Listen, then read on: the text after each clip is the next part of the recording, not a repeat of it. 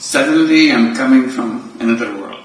4 দিনের জাপান সফর শেষে 31 মে শনিবার বাংলাদেশের প্রধান উপদেষ্টা ডক্টর মোহাম্মদ ইউনূস রাতে ঢাকার হযরত শাহজালাল আন্তর্জাতিক বিমানবন্দরে পৌঁছাবেন। ওয়ালটন আবারও মিলিনিয়ার অফারে ওয়ালটন ফ্রিজ কিনে আপনিও হয়ে যেতে পারেন মিলিয়নিয়ার। এই সফরের কেন্দ্রে ছিল অর্থনীতি, প্রতিরক্ষা, শিক্ষা, কর্মসংস্থান আর ছিল এক দূরদর্শী আহ্বান, বাংলাদেশকে দক্ষিণ পূর্ব এশীয় মঞ্চে তুলে ধরার কৌশল। এই লক্ষ্যেই তিনি টোকিওতে জাপানের প্রধানমন্ত্রী শিগেরু ইশিবার সঙ্গে দ্বিপাক্ষিক বৈঠকে মিলিত হন। জাপানি কর্তৃপক্ষ, ব্যবসায়িক মহল বাংলাদেশের কর্মশক্তির উপর আস্থা রেখেছে।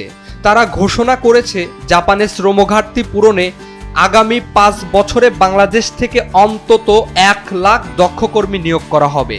এটি শুধু রেমিটেন্স নয়, নতুন এক অভিবাসন কূটনীতির শুরু।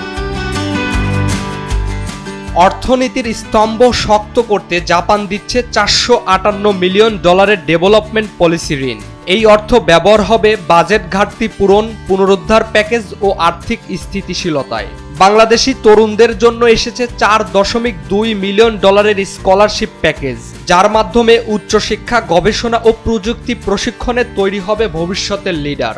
ওরা বলছে বাংলাদেশের সমস্ত কিছুতে ওরা হেল্প করবে এবং এই বাংলাদেশের যে ইলেকশনের ক্ষেত্রেও তারা হেল্প করবে। যোগাযোগ ব্যবস্থায়ও এসেছে নতুন গতির ইঙ্গিত। জয়দেবপুর থেকে ঈশ্বরদী পর্যন্ত রেলপথ উন্নয়ন প্রকল্পে জাপান থাকবে কৌশলগত অংশীদার। এই রুট চালু হলে রাজধানী থেকে উত্তরাঞ্চলে যাতায়াত হবে আরও দ্রুত ও নির্ভরযোগ্য। বাংলাদেশ নৌবাহিনীর জন্য 5টি আধুনিক পেট্রোল বোট দিচ্ছে জাপান। এটি জাপানের নতুন অফিসিয়াল সিকিউরিটি অ্যাসিস্ট্যান্স প্রোগ্রামের আওতায় বাংলাদেশকে প্রথমবারের মতো সহায়তা। এই পদক্ষেপ শুধু প্রতিরক্ষা নয়, দুই দেশের কৌশলগত সম্পর্কের দিগন্ত খুলে দিচ্ছে। এছাড়াও আলোচনায় এসেছে বাংলাদেশে ইলেকট্রিক সাইকেল কারখানা স্থাপনের সম্ভাবনা।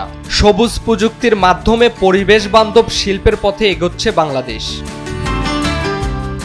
ডক্টর মোহাম্মদ ইউনূস এই সফরে মালয়েশিয়ার সাবেক প্রধানমন্ত্রী মাহাথির মোহাম্মদের সঙ্গেও বৈঠক করেন। তিনি মাহাথিরকে আহ্বান জানান বাংলাদেশকে এসিয়ান জোটের সদস্য করতে সক্রিয় সমর্থন দিতে। একটি নতুন আঞ্চলিক পরিচয়ের দ্বারপ্রান্তে দাঁড়িয়ে রয়েছে বাংলাদেশ। সবচেয়ে বড় কথা, এই সফরে ঘোষিত ও আলোচনাধীন চুক্তিগুলোর সম্মিলিত অর্থমূল্য দাঁড়িয়েছে $1.603 বিলিয়ন। এটি শুধু উন্নয়ন নয়, এটি এক নীতিগত পালাবদলের সূচনা। এই সফর শুধু বিদেশ ভ্রমণ নয়, কেবল আনুষ্ঠানিকতা নয়, ফিরছেন $1.603 বিলিয়ন কূটনৈতিক অর্জন দিয়ে। So what happens to people who are left out?